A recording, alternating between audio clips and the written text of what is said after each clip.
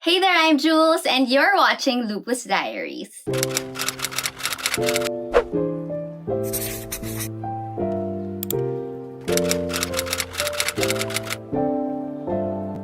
Hi! If first time mo dito, I'm Jules and I have lupus nephritis. And this is my first video for the month of May, which is Lupus Awareness Month. So happy Lupus Awareness Month, my loves. This is the 37th episode of Lupus Diaries, a series I made to help out other lupus warriors in need.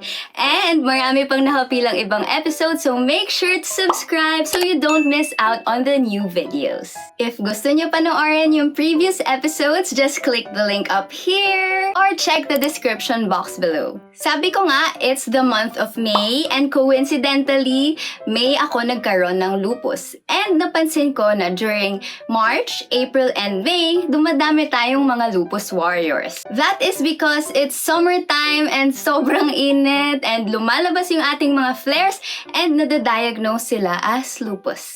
Dahil dyan, I made this episode especially for the newly diagnosed lupus warriors. But if you are a long-time lupus warrior already, this will also be beneficial to you if you want to learn more about lupus. Unang-una sa lahat, ano ba ang SLE? SLE stands for Systemic Lupus Erythematosus. Systemic kasi naapektuhan niya ang iba't ibang tissues and organs sa katawan tulad ng kidneys, joints, skin, heart, brain, blood cells, and lungs.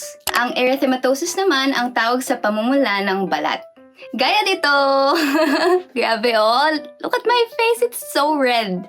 Lupus is an autoimmune disease kung saan inaatake ng immune system natin ang sarili nating katawan. Wala siyang pakialam kung ito ay good or bad parts ng ating katawan. In short, bobo yung immune system natin. Paano naman natin malalaman kung lupus yung sakit natin? Actually, mahirap siya i-diagnose kasi yung symptoms niya ay halos kapareho ng ibang mga sakit tulad ng dengue at malaria. Madami sa atin ay may lupus na dati pa pero hindi ito nalalaman agad kasi no single test can determine if a person has lupus. Doktor mo lang makakasabi if you have lupus through different ways like checking your medical history. Tatanungin ka niya kung ano nga ba yung symptoms na nararamdaman mo kaya dapat nililista mo siya. Of course, i-check ka rin niya physically. Titignan niya kung may rashes ka, joint pains, etc.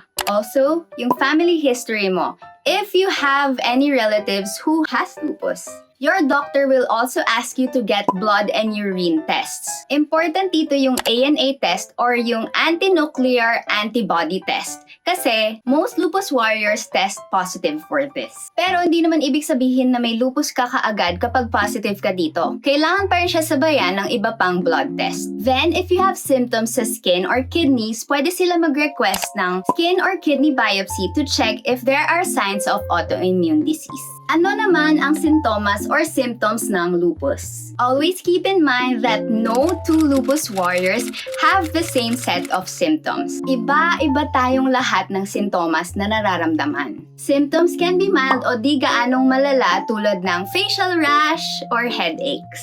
Or pwede rin itong severe o malala tulad ng joint pains and chest pains. Tapos, pwede naman silang pansamantala lang nandyan o pwede rin namang permanent.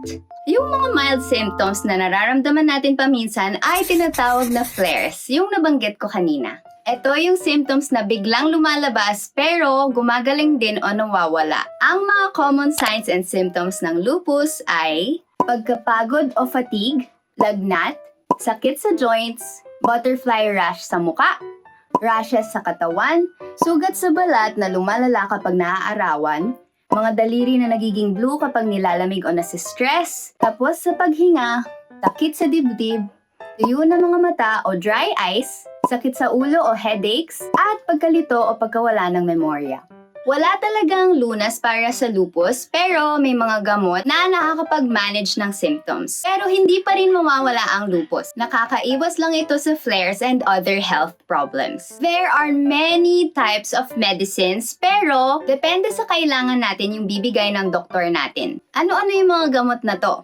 Ang mga pinaka-common ay anticoagulants tulad ng warfarin para hindi magkaroon ng pamumuo ng dugo, anti-inflammatories tulad ng aspirin para sa inflammation and pain, antimalarials like HCQ or hydroxychloroquine para maprotektahan ang balat from rashes and UV light, biologics tulad ng rituximab, yung gamot ko, para sa immune system, azathioprine and mycophenolate mofetil para hindi atakihin ng immune system yung katawan natin, and yung pinakakilala natin, steroids tulad ng prednisone para makatulong rin sa inflammation. Lahat ng ito merong side effects, sadly, kaya dapat binabantayan natin yung symptoms natin once we start taking them. Kapag may naramdaman kayo, sabihin nyo kaagad sa doktor nyo para maagapan ito.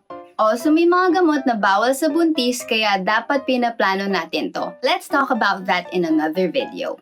Kung nabitin pa kayo sa information sa video na to, pwede niyong panoorin yung ibang mga episodes ng Lupus Diaries sa Lupus Diaries playlist kasi sabi ko nga, 37th episode na to, kaya may 36 other episodes na pwede kayong panoorin. The link to the playlist is in the description box below. Recommend ko mag-start kayo sa video na 6 things to avoid if you have lupus. Kasi important to panoorin ng mga newly diagnosed. If you have any questions, don't hesitate to ask me in the comment section below o kaya sa mga social media accounts ko. I will do my best to answer them. Again, please click like and subscribe to help me help more lupus warriors in need. Thank you so much for watching kahit sobrang hirap ko magtagalog sa video na to. I'll see you in the next video. I love you all and remember, you are blessed. Bye!